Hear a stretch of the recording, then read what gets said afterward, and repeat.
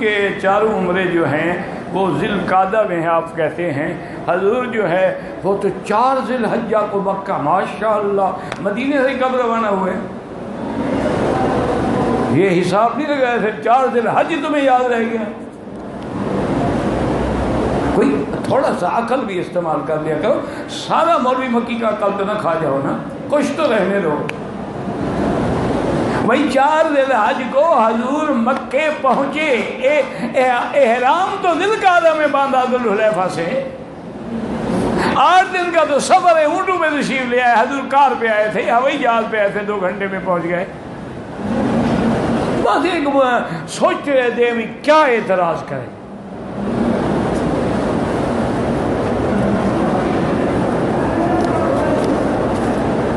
ابھی آپ ذی القعدہ میں، حج تو آپ ذی الحج میں کریں گے نا۔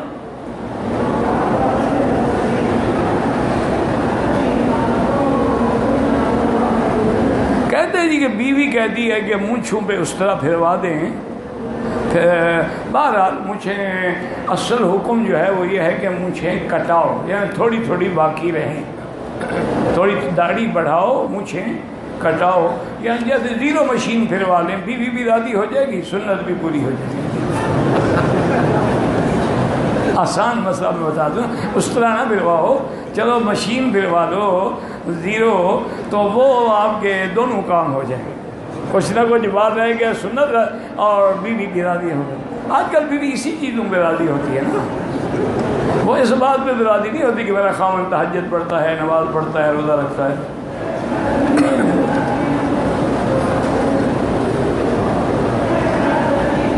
مرحومہ کے والدہ کے لیے عمرہ کس نیت سے کریں؟ اسی کی جس کا نام ہے اسی کی نیت سے کریں، اور کسی نیت سے کریں۔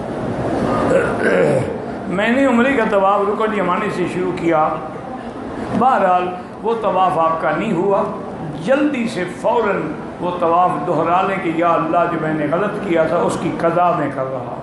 اگر طواف نہیں دہراؤ گے تو نہ عمرہ ہوا تمہارا نہ کچھ ہوا، کیوں جب طواف نہیں ہوگا تو عمرہ بھی نہیں ہوگا۔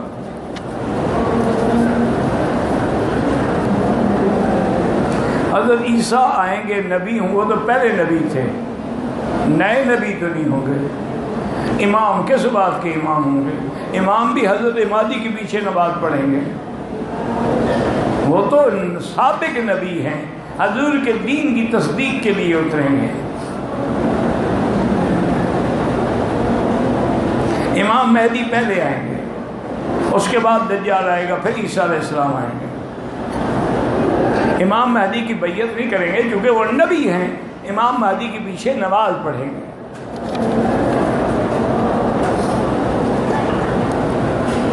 آپ کے ایک طالب ہیں محمد کریم بلوچی، بیمار، اللہ شفا عطا فرمائے، اللہ ہر بیمار پہ رحم فرما، اشفنا واشف مرضانا۔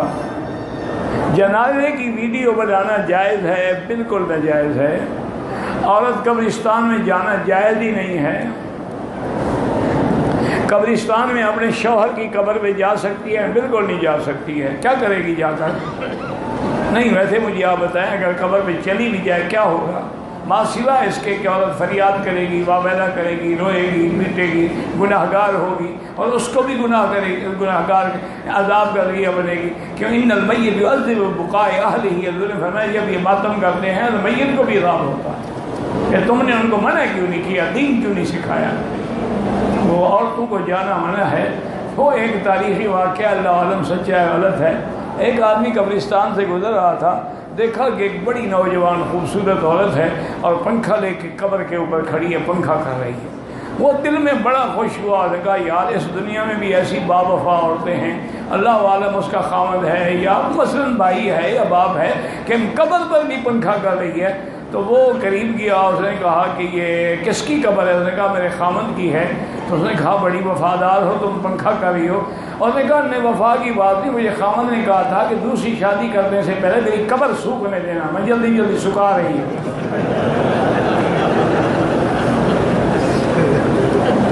کہ سوکھے تو جان چھوٹے نا۔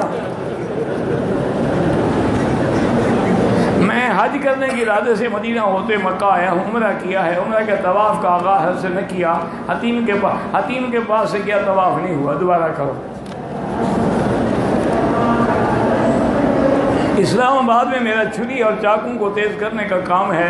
محرم میں شیعہ لوگ چھری چاقو تیز کرتے ہیں. بہرحال یہ کام یہ ضروری تو نہیں کہ تم صرف شیعہ کو ہی دیتے ہو, شیعہ کے بغیر بھی تو دیتے ہو نا کسی کو. ان کو دیتے ہو تب بھی ثواب ہے نا. وہ اپنے آپ کو ماریں گے تو تمہیں ثواب نہیں ملے گا. وہ بھی تو ثواب کا کام ہے نا, کہ وہ بجائے اس کے کہ فرشتے مارے وہ خود مار رہے ہیں.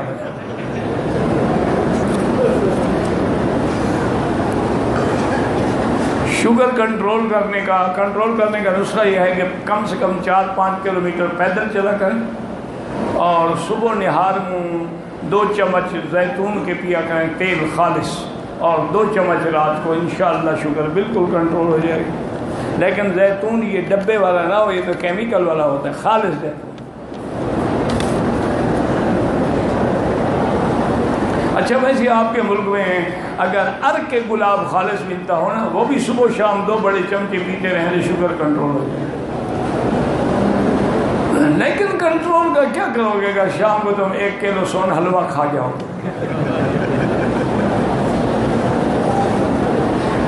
کہتے ہیں جی کہ غیر مسلم ممالک میں برآمد کیے جاتے ہیں مرغی کا گوشت ہے, ان کا کوئی اعتبار نہیں.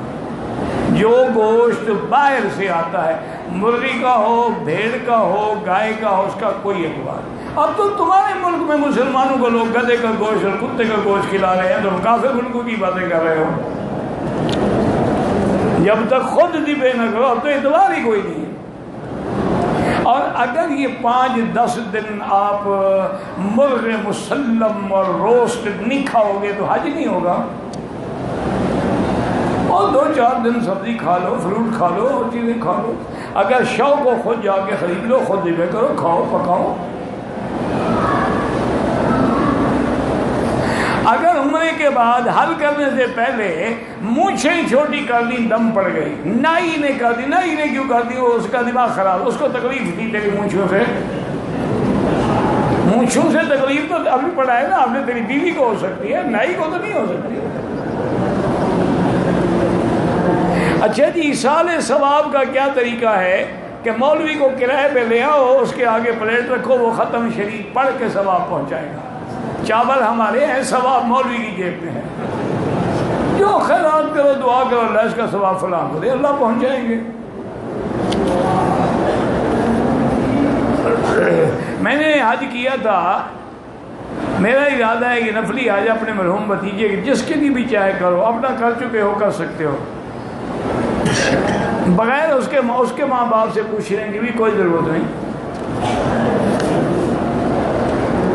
میرے ماموں کے بیٹے نے میرا ویزا دیا, قرض اتارا ہے, کچھ گھر بھیجا, حج کرنا چاہتا ہوں.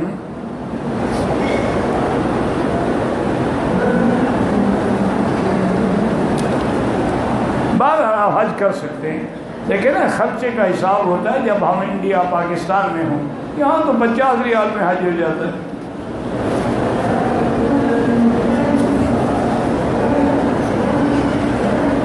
اگر دم پڑ جائے تو بکری یا دمبا جو مرضی ہے دے دو, بکری دو, دمبا دو, کچھ کرو, جو اچھی چیز ہو, جس کی قیمت زیادہ ہو, زیادہ ثواب ہوگا بس. مدینے سے احرام کی حالت میں آیا, حج کران کرنا چاہتا ہوں, اب عمرہ کر سکتا ہوں. جب آپ نے کران کیا تو حج عمرے دونوں کا احرام کٹھے باندھا ہوا ہے, پھر اور عمرہ کون سا کرو گے؟ وہ تو آپ نے حج کے بعد تک احرام میں رہنا ہے. حج کران کا معنی ہی یہی ہے کہ حج اور عمرے دونوں کا آپ ملا کے احرام باندھا جائے. مکے میں آ کے عمرہ کر لے, لیکن احرام نہ کھولے, احرام حج کے بعد کھلے گا. اگر تم احرام کھول چکے ہو تو حج تمتع ہے, کران نہیں ہے. بس نام سن رکھا ہے, پتہ شتہ ہوتا کوئی نہیں, تو حج کرنے سے پہلے کسی سے مسئلہ پوچھ لو تو کیا تکلیف ہے. مالی حیثیت سے کمزور ہے, دم ادا کرنے کے لیے روزے کب رکھے؟ بھائی پہلے آپ کو دم پڑا کہاں ہے, دم جبر ہے, دم تمتع ہے, کیا ہے وہ تو وضاحت کرو نا.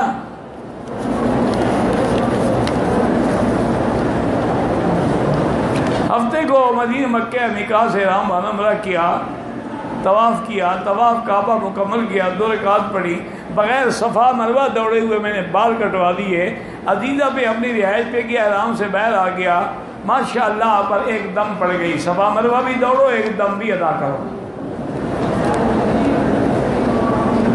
احرام کی حالت میں پاؤں میں کسی وجہ سے ناخن میں چوٹ لگ جائے، ناخن ٹوٹ جائے، کوئی جرمانہ نہیں، چونکہ ناخن بھی تمہارا ٹوٹا ہے اور اسلام تمہیں سزا دے، عقل کی بات کرو۔ نفلی طواف میں تو عمل نہیں ہوتی، اگر عمرہ ہے جس کے بعد صفا دوڑنی ہے تو عمل کرنی ہے۔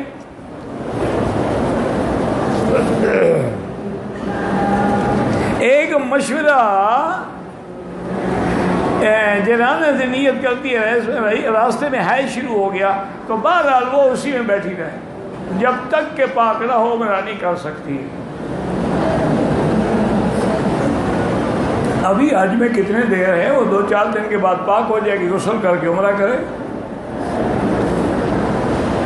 اگر 2 آدمیوں نے عمرہ کیا، طواف کر لیا، صفا مروہ دونوں نے دوڑ لی، ایک دوسرے کے سر پہ اس طرح پھیر دیں، وہ جائز ہے۔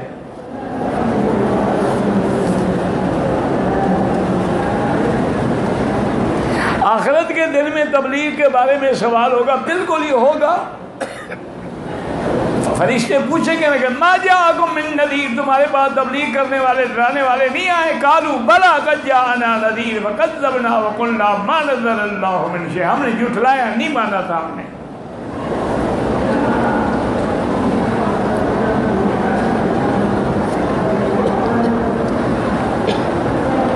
چائنا پوری دنیا پہ غالب ہو رہا ہے، لوگ اس کو یاجوج ماجوج وہ نہیں ہے، یاجوج ماجوج جس دن نکلیں گے تم سب کو کھا جائیں گے،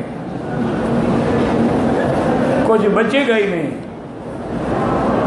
یہ یاجوج ماجوج نہیں، وہ من کل حدب ینسلون، وہ تو دریاؤں پہ گزریں گے تو پانی پی جائیں گے، جس کھیتی پہ گزریں گے کھیتی کو بھی کھا جائیں گے۔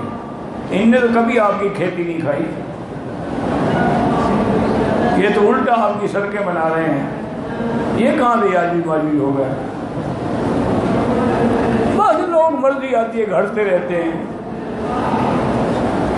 ہم کسی ایک عالم سے مسئلے پوچھیں کافی ہے نہیں، جس مرضی ہے جس عالم سے پوچھیں، لیکن فقہ ایک ہو۔ آپ کے علاقے میں اگر فقہ شافعی، جیسے انڈونیشیا ہے وہاں فقہ امام شافعی ہے تو امام شافعی کی فقہ پہ عمل کریں گے، جہاں فقہ حنفی ہے وہ حنفی فقہ پہ عمل کریں گے۔ خدا کی شان دیکھیں کہ بخارا اور سمرقند اور تاشقند اور تاجکستان یہ امام بخاری کا علاقہ ہے رحمۃ اللہ علیہ، لیکن وہاں فقہ حنفی ہے۔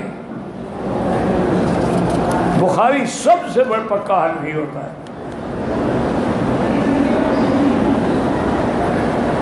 میں نے احرام پہ خوشبو لگاتا رہا، دم ادا کرو، صدقے کا گوشت غریب کھائے۔ بھائی مجھے نہیں پتا کس آیت کو کعبہ شریف پہ لکھیں تو حج نصیب ہوگا، جس نے بتایا اس سے پوچھو۔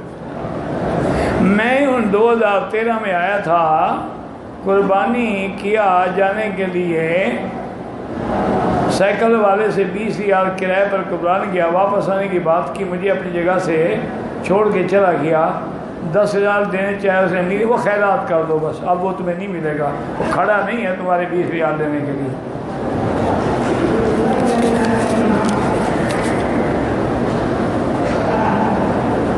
حج بدل پہ ہے، جس کا حج ہے اس کی بکری، اگر حج تمتع ہے، اگر افراد ہے تو کوئی حج کی بکری ہے ہی نہیں۔ پہلے یہ دیکھنا پڑے گا نا کہ آپ حج کون سا کر رہے ہیں۔ اگر تمتع ہے بکری دینی ہوگی، قران ہے بکری دینی ہوگی، حج افراد ہے تو اس میں کوئی بکری نہیں۔ میں نے پاکستان میں ایک ادارے سے بچہ گود لیا ہے، لڑکے کے ماں باپ کا ادارے کو بھی علم نہیں ہے، میں بچے کو آپ اپنا نام نہیں دے سکتے، اب وہ اسی کا بیٹا رہے گا جس کا بیٹا ہے، باقی آپ کو چونکہ پتہ نہیں ہے تو عبداللہ رکھ لیں، وہ بھی تو اللہ کا بندہ ہوگا نا کوئی، یہ تمہارا بیٹا نہیں بن جائے گا، یعنی بڑا ہوگا تو پردہ کرنا پڑے گا تمہاری بیوی سے، نہ تمہاری جائیداد کا وارث بنے گا، کیونکہ تمہارا بیٹا تو ہے ہی نہیں۔ میری دادی نے حج کیا، 75 سال عمر تھی، محرم کوئی نہیں تھا، اللہ قبول فرمائے۔ بوڑھی ہو گئی تو ٹھیک ہے، اکیلی تو نہیں ہوگی نا، کوئی عورتیں شورتیں کوئی تو ساتھ ہوگا نا۔ جو قربانی آپ پاکستان میں کرتے تھے وہ الگ چیز ہے، یہاں جو تمتع والے حاجی ہیں یہ حج کی بکری رکھیں گے، قران والے حج قران کی بکری رکھیں گے، وہ تو اضحیہ ہے، وہ قربانی اپنے ملک میں کرا دیں۔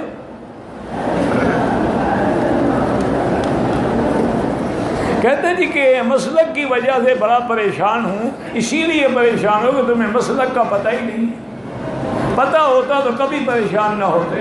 جب تم مسلک کا معنی نہیں سمجھتے تو قرآن حدیث کو کیا سمجھو گے؟